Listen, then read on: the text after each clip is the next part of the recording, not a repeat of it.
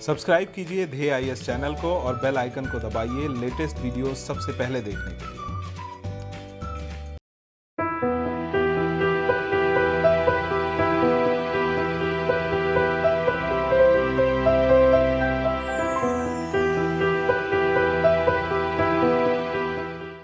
नमस्कार, मैं सुनील वर्मा ध्येय आईएएस टीम की ओर से आपका स्वागत करता हूं ध्येय टीवी पर। हम बात करेंगे डेली करंट अफेयर्स के अपने प्रोग्राम पर, जैसा कि हम प्रतिदिन करते आए हैं।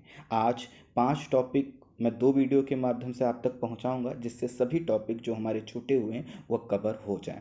आज इस वीडियो में पहले मैं 2 टॉपिक डिस्कस कर रहा हूं। पहला है H1B वीज़ा। देखेंगे आखिर H1B वीज़ा क्या है, क्यों चर्चा का कारण बना हुआ।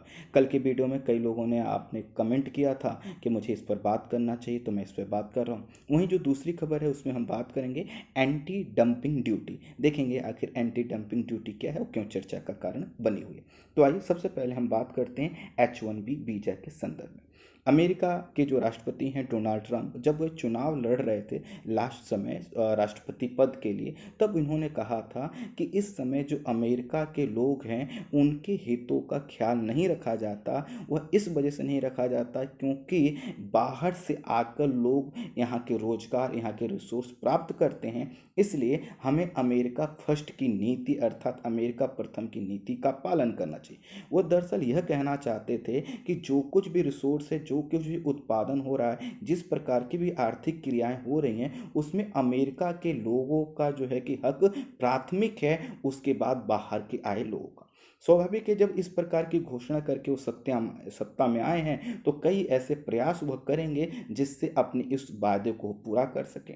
और है क्या कि जब इस वादों को पूरा करने का प्रयास करेंगे तो 2 प्रकार की चुनौतियां आएंगी। पहली चुनौती तो यह आएगी कि इनको ऐसा नियम बनाना पड़ेगा कि जिससे वहाँ की जो कंपनियां हैं या बाहर की जो कंपनियां जो अमेरिका में कार्य कर रही हैं, वह अपने यहाँ के लोगों को ही वरीयता दें।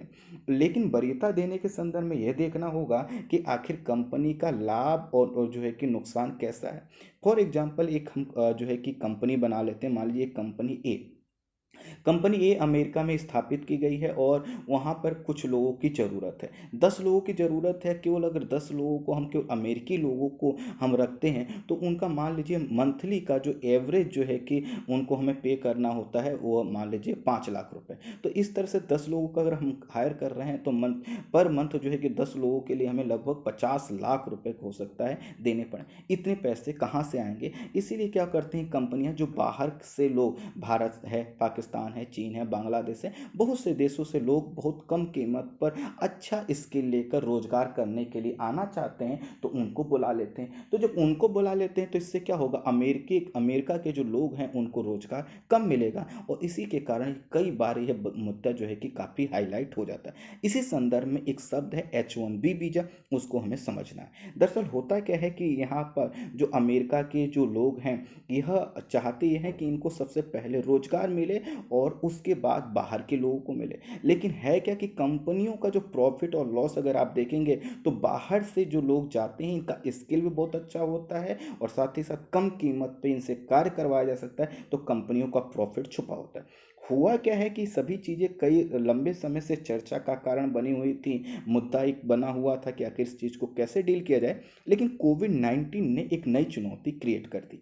पहले से ही अमेरिका के लोगों के पास, कुछ लोगों के पास रोजगार नहीं था, वहीं कोविड-19 के कारण अप्रैल माह तक ही, ध्यान दीजिएगा, अप्रैल माह तक ही लगभग 26 मिलियन लोगों का रोजगार खत्म हो गया।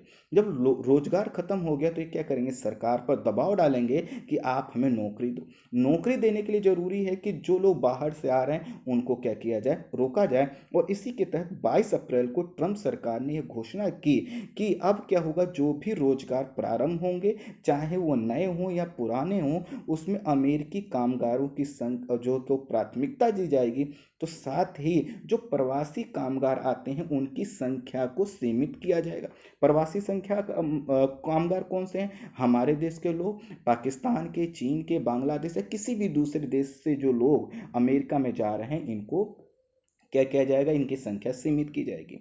इसी प्रकार के एक आदेश उन्होंने ग्रीन कार्ड के संदर्भ में भी दिया। उन्होंने कहा कि आने वाले अगले 90 दिन तक कोई ग्रीन कार्ड जारी नहीं किया जाएगा। ग्रीन कार्ड को आसान शब्दों में समझिए कि मान लीजिए मुझे अमेरिका में काम करने का मौका मिला, मैं वहाँ पे काम कर रहा हूँ, काम करते करते मुझे अमेरिका और अमेरिका के लोग अच्छे लगने लगे, अब मुझे लगता है कि मुझे यहीं सेटल हो जाना चाहिए, तो मैं उनके वहाँ पर ग्रीन कार्ड के लिए अप्लाई कर सकता हूँ। अगर मुझे वहाँ पर ग्रीन कार्ड मिल गया तो वहाँ पर मैं स्थायी तौर पर लंबे समय तक, जब तक मैं चाहूँ वहाँ पर रह सकता हूँ। तो दरअसल ये होता है ग्रीन कार्ड। तो इससे क्या हुआ, जो बाहर के लोग आते हैं वो ग्रीन कार्ड प्राप्त करके वहीं पर सेटल हो जाते हैं और धीरे धीरे उनकी संख्या बढ़कर बहुत ज़्यादा हो गई है। और इसके वजह से जो अमेरिकी लोग हैं उनको रोजगार नहीं मिल पा रहा, रोजगार नहीं मिल रहा, तो ये मुद्दा क्या होगा, हाईलाइट होगा। और इसी संदर्भ में एक टॉपिक है जिसका नाम है H1B वीजा। यह महत्वपूर्ण हो जाता है क्या, बाहर से जो लोग भी अमेरिका में आकर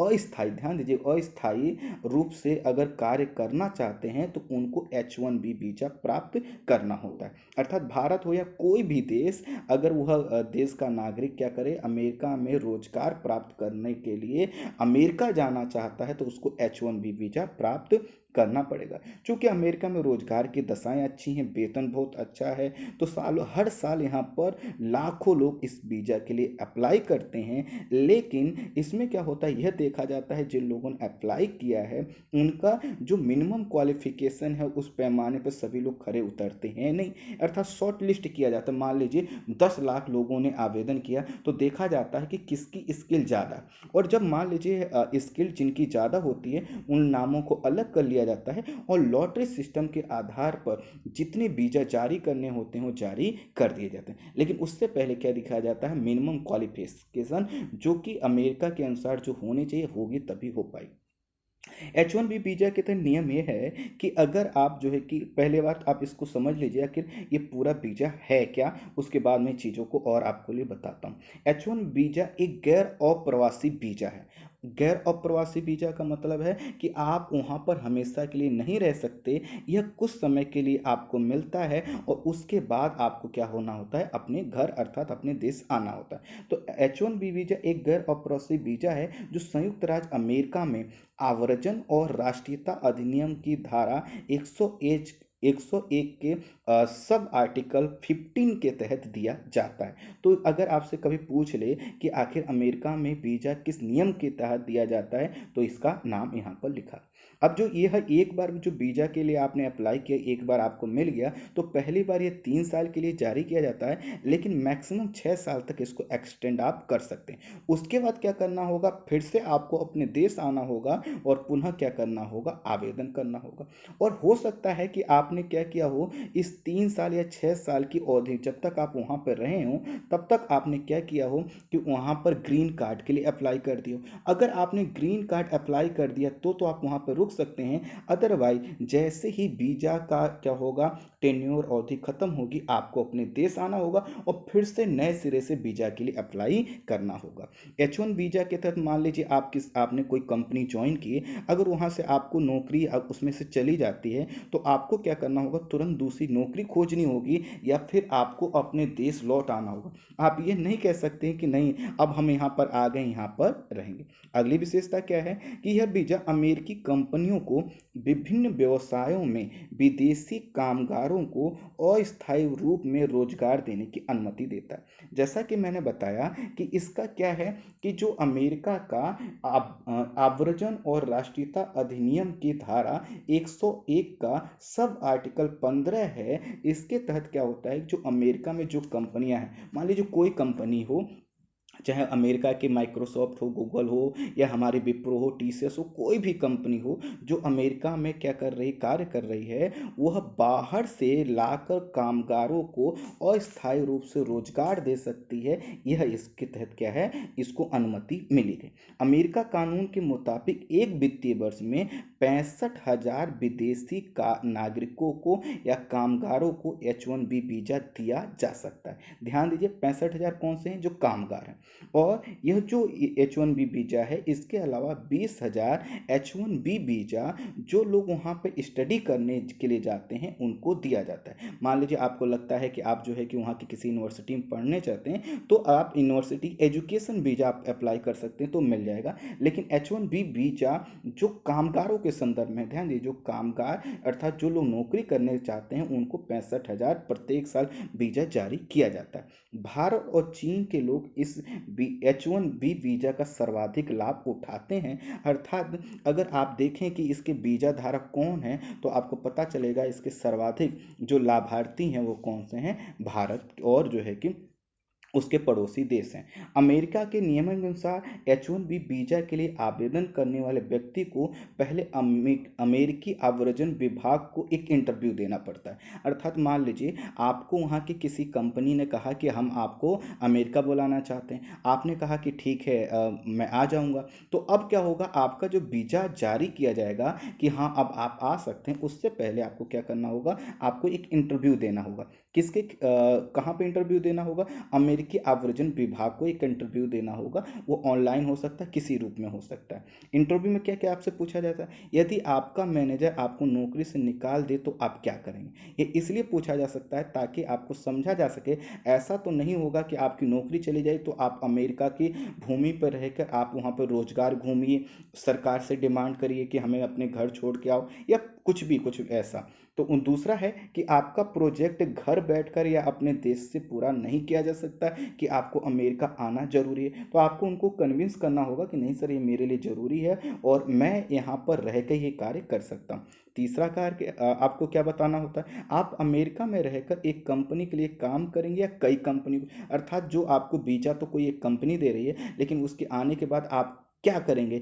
उसी कंपनी से जुड़े रहेंगे कि अन्य कंपनी से। इससे क्या होता है, इससे पता चलता है कि संबंधित व्यक्ति कितने लोगों का रोजगार खा सकता है, अमेरिकी लोगों का।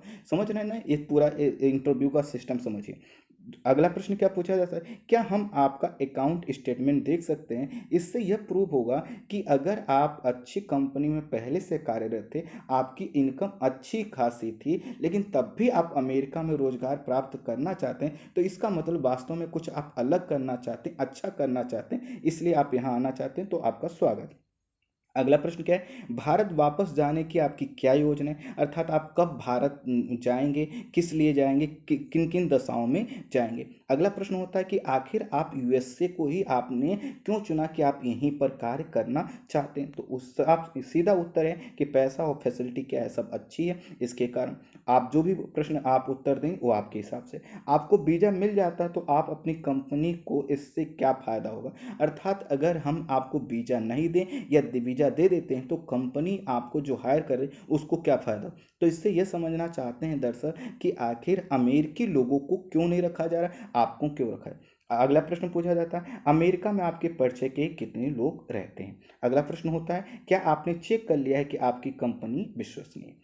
अब देखिए क्या हुआ, मैंने जैसा कि बताया कि यह सभी प्रश्न जब आप पूछ लेंगे, आपने वीज़ा के लिए अप्लाई कर दिया तो वीज़ा क्या किया जाएगा, आपको जारी कर दिया जाएगा। और जारी कर दिया जाएगा और जब आपको वीज़ा मिल गया है तो अब क्या कर सकते हैं, आप वहाँ पर जाकर रोजगार प्राप्त कर सकते हैं। और रोजगार जब प्राप्त कर लेंगे तो आपको एक बार में जो वीज़ा मिला है 3 साल के लिए मिला है, मैक्सिमम 6 साल तक के लिए इसको एक्सटेंड किया जा सकता है। आपको जब वहाँ पर नौकरी कर रहे हैं तभी आप ग्रीन कार्ड के लिए अप्लाई कर सकते हैं, और जब ग्रीन कार्ड के लिए आप अप्लाई कर देंगे तो आपको क्या हो जाएगा, वहाँ की नागरिकता प्राप्त करने की प्रक्रिया आसान हो जाएगी।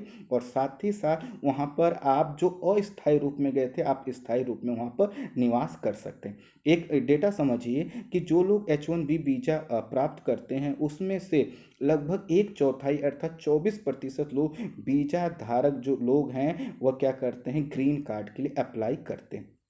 और जो ग्रीन कार्ड के लिए अप्लाई करते हैं इसमें बहुत बड़ी संख्या भारत के लोगों की भी। H1B वीज़ा का जो सर्वाधिक लाभ, जैसा कि मैंने बताया, भारत और जो है कि उसके पड़ोसी देशों के द्वारा उठाया जाता है। वर्ष 2020-21 में यहाँ पर इस वीज़ा को प्राप्त करने के लिए लगभग 2.5 लाख लोगों ने आवेदन किया था। उसमें से 1.84 लाख अर्थात 1.8 लाख कम से कम समझिए आप, लोग ये भारतीय थे। और इस तरह से हमें पता चलता है है कि जो भारतीयों में इसका क्रेज क्या है, ज़्यादा है। टोटल जितने आवेदन किए गए थे उसमें 67% भारतीय थे। अब समझिए कि अगर H1B वीज़ा को रोक दिया जाएगा तो सबसे ज़्यादा नुकसान किसको होगा? भारत को होगा। अमेरिका, भारत, पाकिस्तान, बांग्लादेश, चीन जैसे देशों में जो है कि क्या है, रेमिटेंस का बहुत बड़ा स्रोत है। अमेरिका क्या है? भारत, पाकिस्तान, बांग्लादेश और चीन जैसे देशों के लिए रेमिटेंस का स्रोत का मतलब क्या है कि जो हमारे यहाँ से भारतीय जाएंगे वह क्या करेंगे, उनको रोजगार मिलेगा तो अपने पैसे का कुछ भाग बचाकर घर भेजेंगे। तो इससे क्या होगा, जो पैसा बाहर से आता है इसको बोलते हैं रेमिटेंस। 2 माह पहले अर्थात 23 अप्रैल से 23 जून तक जो है कि डोनाल्ड ट्रंप ने कहा था कि H1B वीजा को जारी नहीं किया जाएगा। अर्थात 23 अप्रैल से लेकर 23 जून तक H1B वीजा, नए H1B वीजा को जारी करने पर प्रतिबंध लगा दिया गया था, जिसे अब डोनाल्ड ट्रंप ने 31 दिसंबर 2020 तक बढ़ा दिया है। इसका मतलब है कि अब क्या होगा, वर्ष 2021 में ही नए वीजा जारी किए जाएंगे। जब नए वीजा जारी किए जाएंगे तो अब जो ये लोग वीजा प्राप्त करके अमेरिका जाना चाहते थे नहीं जा पाएंगे। जब ये नहीं जा पाएंगे तो 2-3 चुनौतियां उत्पन्न हुई। पहला तो यहाँ के लोगों को रोजगार नहीं मिलेगा, बेरोजगार मिलेंगे, बेरोजगार ज़्यादा रहेंगे। दूसरा है कि जो लोग अभी वहाँ पर रोजगार हैं उनके भी रोजगार कम होंगे, चूंकि H1B वीजा की अवधि खत्म होगी तो उनको भारत भेजा जाएगा, वो लोग आएंगे। उसके बाद जो है कि जो बड़ी संख्या में जो बाहर जाकर जो लोग पैसा कमाते थे, जो रेमिटेंस भेजते थे, वो रेमिटेंस प्राप्त नहीं हुआ। उसके साथ साथ अगर कोई भारतीय कंपनी है जो अमेरिका में कार्य कर रही है तो क्या करती थी, भारत से लोगों को लेकर जाती थी, कम कीमत में अपने सभी कार्य करवाती थी। अब उसको अमेरिका के लोगों को ही रखना होगा तो उसकी लागत क्या होगी, बढ़ जाएगी, प्रॉफिट क्या हो जाएगा, कम हो जाएगा।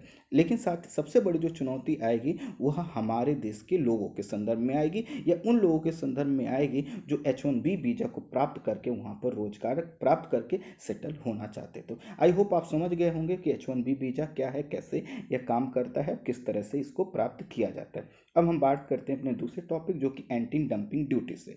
वर्ल्ड स्टील एसोसिएशन, जिसको हम लोग शॉर्ट में WSA के नाम से भी जानते हैं, उसने वर्ष 2019 में एक रिपोर्ट जारी की और रिपोर्ट, उस वैश्विक रिपोर्ट के अनुसार भारत दुनिया का चीन के बाद जो है कि स्टील उत्पादन में दूसरा स्थान रखता है। अर्थात हम अगर देखें पूरे वर्ल्ड में जितना स्टील उत्पादन होता है तो चाइना के बाद हम सेकेंड नंबर पर आते हैं, और भारत ने ऐसा करके जापान को पीछे छोड़ा था। हालांकि जापान और भारत में बहुत अंतर है नहीं, कभी भारत इसीलिए दूसरे स्थान पर जापान आ जाता है, भारत तीसरे स्थान पर आ जाता है, कभी भारत दूसरे पर और जापान तीसरे पे, बहुत मामूली सा अंतर है। लेकिन फिर भी समझिए हम क्या है, इससे क्या पता चलता है कि स्टील का जो हमारे यहाँ प्रोडक्शन है पर्याप्त होता है। कुल वैश्विक उत्पादन में अगर चीन की हिस्सेदारी देखें तो वर्ष 2019 के आंकड़ों के अनुसार 51.3% की हिस्सेदारी सिर्फ और सिर्फ चीन की है। लेकिन भारत की जो हिस्सेदारी है वो काफ़ी कम है, लेकिन फिर भी वो दूसरे स्थान पर है। भारत के बाद क्रम से अगर देखा जाए तो पहले स्थान पर होगा चीन, दूसरे पे भारत, उसके बाद क्रम से देखा जाए तो जापान आएगा, अमेरिका आएगा, दक्षिण कोरिया आएगा, रूस आदि देशों का नाम आता है। अब हुआ क्या था कि वर्ष 2017 में हमने राष्ट्रीय इस्पात नीति अपनाया, मेक इन इंडिया का जो कॉन्सेप्ट था उसको आगे बढ़ाया, और इन सभी कारणों से क्या हुआ कि जो हमारे यहाँ इस इस्पात का उत्पादन है, अर्थात जो स्टील का उत्पादन हुआ, बढ़ा, और साथ ही साथ खपत भी बढ़ी। खपत इसलिए बढ़ी कि हमने क्या किया, मेक इन इंडिया प्रोग्राम को बढ़ावा दिया, हमने रेलवे के नेटवर्क को बढ़ाया, स्मार्ट सिटी का कॉन्सेप्ट लेकर आए। तो इन सभी चीज़ों में क्या होती है, ये लोहा और इस्पात की बड़ी आवश्यकता होती है। तो इन सभी कारणों से हमारे यहाँ क्या हुआ, उत्पादन बढ़ा, उत्पादन बढ़ने के कारण हम तीसरे स्थान से दूसरे स्थान पर आ गए। लेकिन सबसे बड़ी बात है कि हम पूरे वर्ल्ड का लगभग 6% स्टील का प्रोडक्शन करते हैं, जो कि काफ़ी कम। जो हम स्टील का प्रोडक्शन करते भी हैं उसमें से भारत में 50% से ज़्यादा जो उत्पादन करता है वह या तो छोटे आकार वाले हैं या मध्यम आकार के उद्योग के रूप में। अर्थात हमारे पास बहुत बड़ी बड़ी कंपनियों की संख्या बहुत कम है, हमारे पास छोटी छोटी कंपनियों की संख्या ज़्यादा है। जब कंपनियां छोटी हैं तो उनके द्वारा प्रतिस्पर्धा वैश्विक बड़ी कंपनियों से करना थोड़ा सा क्या होता है, कठिन होता है। और जब कठिन होता है तो क्या होता है कि यहाँ की जो हमारी घरेलू कंपनियां हैं यह निगेटिवली प्रभावित होती हैं अगर बाहर की बड़ी कंपनियों से सस्ता माल हमारे यहाँ आने लगे। इसीलिए वैश्विक प्रतिस्पर्धा जब निष्पक्ष व्यापार प्रथाओं का पालन नहीं करती तो इसका खामियाजा हमारे घरेलू उत्पादनकर्ताओं को भुगतना पड़ता है। इसका आसान शब्दों में समझिए, अब मैंने जैसा कि कहा चाइना में क्या होता है, लगभग 51% प्रोडक्शन होता है। तो वहाँ की जो लागत है स्टील की, मान लीजिए अगर हम केजी के या टन के हिसाब से किसी के रूप में देखिए तो क्या होता है, कम आता है। वहीं इंडिया में चूंकि छोटे छोटे लोग हैं, वो फैक्ट्री हैं, इंडस्ट्री हैं, इसकी वजह से क्या होता है यहाँ पर जो लागत आती है थोड़ी सी ज़्यादा होती है। अब चाइना ये कहे कि हम क्या करते हैं, कम कीमत पे, अर्थात हम जो है कि बहुत कम कीमत पर यहाँ पर स्टील बेचते हैं, तो क्या इंडिया के लोगों के स्टील को कोई लेगा? अब देखिए, अब दूसरी बात है, अब हमारे यहाँ क्या हुआ है, थोड़ा सा स्वदेशी की भावना को बल मिला है, मेड इन इंडिया के कॉन्सेप्ट को बढ़ावा मिला, लेकिन फिर भी कहीं ना कहीं क्या होता है, जब सस्ता सामान होता है तो लोग सस्ते सामान की ओर जाते हैं, क्योंकि उनकी क्वालिटी भी अच्छी है। तो अब इसी से जुड़ा हुआ है एंटी डंपिंग ड्यूटी शब्द। एंटी डंपिंग ड्यूटी सब तीन शब्दों से मिलकर बना है। तो ड्यूटी का मतलब होता है शुल्क, शुल्क का मतलब होता है कि जब भी आप कोई सुविधा देते हैं, उस सुविधा को प्राप्त करने वाले से आप कुछ वसूली करते हैं तो इसको ड्यूटी बोलते हैं, है ना। ड्यूटी का मतलब क्या है कि शुल्क लेना, किस प्रकार का, कि आपने कोई भी जो है कि सुविधा दी, तो उस सुविधा के जो है कि बदले में आप क्या कर रहे हैं, ड्यूटी ले रहे हैं, कुछ शुल्क रहे हैं। अब देखिए, पहला शब्द समझिए, डंपिंग। डंपिंग से तात्पर्य किसी वस्तु के उत्पादनकर्ता देश द्वारा जब उस वस्तु का निर्यात किसी देश को उत्पादन लागत से कम कीमत पर या उत्पादक देश के घरेलू कीमत से कम कीमत पर किया जाता है, तो इसे अंतर्राष्ट्रीय व्यापार में डंपिंग के नाम से जाना जाता है। ये तो हुई परिभाषा जो आपको लिखना है। समझने के लिए समझिए कि एक कंपनी है चाइना की, चाइना क्या करे, वहाँ पर बहुत ज़्यादा स्टील का प्रोडक्शन करे, और वह स्टील का प्रोडक्शन जब ज़्यादा कर ले, उसके पास स्टील का स्टॉक हो जाए, तो वो क्या करे, जो अमेरिका में प्रत्येक केजी या प्रत्येक टन जो इस्पात की कीमत है, उससे कम कीमत में अमेरिका, और जो है कि क्या करे, भारत में भेज दे। या फिर क्या करे कि चूंकि उसने क्या किया है, जो प्रोडक्शन करके रखा हुआ है, और वो क्या करे कि उसको लगता है कि हमें रखना पड़ेगा, वेयर हाउस की जरूरत पड़ेगी, हमारे पास सामान जो है कि बहुत ज़्यादा हो रहा है, तो क्या करे, उत्पादन लागत से कम पर ही कहे कि हम ठीक है, क्या करते हैं, भारत को भेज देते हैं। इससे क्या होगा कि जैसे ही माल बिक जाएगा भारत से, उसको क्या मिल जाए, पैसा मिल जाए। तो क्या होता है कि जब भी कोई देश किसी ऐसी वस्तु को दूसरे देश को बेचता है, जैसे चाइना ने स्टील भारत को बेचा, और वो क्या कर तब बेच रहा है, किस कीमत पे बेच रहा है वो, जब उसकी कीमत चाइना में होने वाली लागत से भी कम है, या जो चाइना में जिस भाव से बिक रहा है उससे भी कम है। अर्थात चाइना में 10 रुपये केजी अगर कोई स्टील बिक रहा है और वो इंडिया में 9 रुपये केजी बेचता है, या वहाँ पे चाइना में 10 रुपये केजी जो है उसकी उत्पादन लागत आती है, वो लेकिन भारत के व्यापार पे कब्जा करना चाहता है, अपने मार्केट, अपने बाजार को बढ़ाना चाहता है, तो कहे 9 रुपये केजी में हम क्या करेंगे, इंडिया में बेचेंगे, तो इसी को बोलते हैं डंपिंग। अब देखिए, डंपिंग से क्या होगा कि जिस देश में वह आयात हो रहा है, जैसे हमने चाइना से स्टील का एग्जांपल लिया, भारत में आयात किया, तो हमारे जो घरेलू उत्पादक हैं वो तो क्या हो जाएंगे, बहुत प्रभावित हो जाएंगे। उनको तो समझ में नहीं आएगा कि आखिर हम कैसे करें। हम भाई, हम तो क्या कर रहे हैं, जो भी प्रोडक्शन कर रहे हैं, तो यही हो सकता है कि हम प्रॉफिट कम लें, लेकिन जब चाइना, जो बड़ी बड़ी कंपनियां हैं, वो क्या कर रही हैं, बहुत कम कीमत में बेच रही हैं, तो ये पॉसिबल नहीं होगा। तो इसके कारण ये जो हमारी घरेलू कंपनियां हैं, ये क्या होती हैं, प्रभावित हो जाती हैं। इसी के कारण जो घरेलू अर्थव्यवस्था की रक्षा करने के लिए जो आयातक देश हैं, अर्थात जो देश सामान खरीद रहे हैं, उनके पास एक विकल्प होता है, और वह होता है एंटी जो है कि डंपिंग ड्यूटी लगाने का। एंटी डंपिंग ड्यूटी लगाने का मतलब है कि आप कुछ ऐसा शुल्क लगा दो कि बाहर से आने वाला सामान जितना सस्ता है उतना सस्ता ना रहे, थोड़ा महंगा हो जाए। मान लीजिए 10 रुपये केजी जो है कि चाइना कह रहा है कि हम स्टील बेचें, हम कहेंगे नहीं, इस पे हम क्या करते हैं, 25% जो है कि क्या करते हैं, एंटी डंपिंग ड्यूटी लगाते हैं। तो क्या होगा, 2.5 रुपये और उसमें जुड़ जाएगा, और इस तरह से क्या हो जाएगा, वह थोड़ा सा महंगा हो जाएगा। जब वह बाहर का सामान महंगा हो जाएगा, तो हमारे जो घरेलू उत्पादक हैं, इनको भी क्या होगा, संरक्षण मिलता रहे। तो एंटी डंपिंग ड्यूटी का मतलब होता है कि डंप को रोकने के लिए लगाने वाले शुल्क को एंटी डंपिंग ड्यूटी हम कहते हैं। लेकिन यहाँ पे एक चीज और समझिए, एंटी डंपिंग ड्यूटी ऐसा नहीं कि आप कुछ भी लगा दीजिए। आप एक दिन सोकर जगह हो, आपको लगा कि नहीं, अब तो हम क्या करते हैं, चाइना से आने वाले सभी सामानों पर एंटी डंपिंग लगाते, ऐसा नहीं कर सकते। इसको जो है कि अंतर्राष्ट्रीय नियमों के और के अंतर्गत और गहन जांच और परख के बाद ही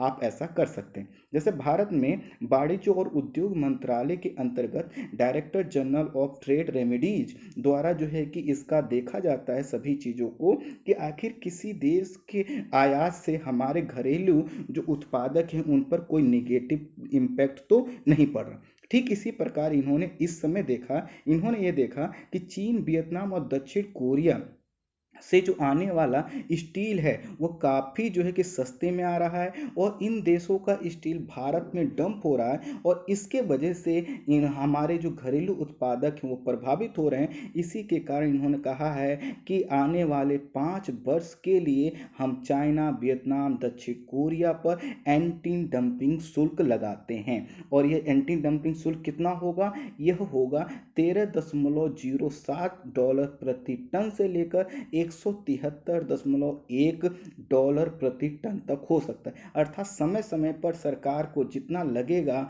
कि हमें इतना इस पर डंपिंग रखना है, एंटी डंपिंग ड्यूटी रखना है, वो बढ़ा सकती है। क्यों सरकार को लगा? क्योंकि यहाँ पर जैसे कि मैंने आपको उत्पादन में बता ही दिया था, चाइना सबसे बड़ा है, लेकिन प्रमुख उत्पादकों में दक्षिण कोरिया का भी जो है कि नाम है और उसी के साथ वियतनाम में भी लगा दिया है, क्योंकि वियतनाम में वहाँ पर मांग कम है और इसके वजह से वहाँ पर प्रोडक्शन ज़्यादा जो होता है उसका वो निर्यात भारत में करते हैं। लेकिन जो ये निर्यात भारत को करते हैं और भारत के लिए जो कि वह आयात है, तो वह उस पर क्या होता है, उनसे घरेलू जो हमारे उत्पादक हैं उनको हानि होती है। तो इसी के कारण हमने क्या किया, इन पर एंटी डंपिंग ड्यूटी लगाने की घोषणा की है। हाल ही में डीजीसीए ने अपनी जांच में यह निष्कर्ष निकाला कि चीन, वियतनाम और दक्षिण कोरिया द्वारा अपने स्टील संबंधी उत्पादों का निर्यात भारत में सामान्य से कम मूल्य पर किया गया, जिससे हमारे घरेलू उत्पादकों को नुकसान हुआ और इस हुए नुकसान को हम भविष्य में कंटिन्यू नहीं कर सकते। इसके कारण हम एंटी डंपिंग शुल्क लगाने जा रहे हैं।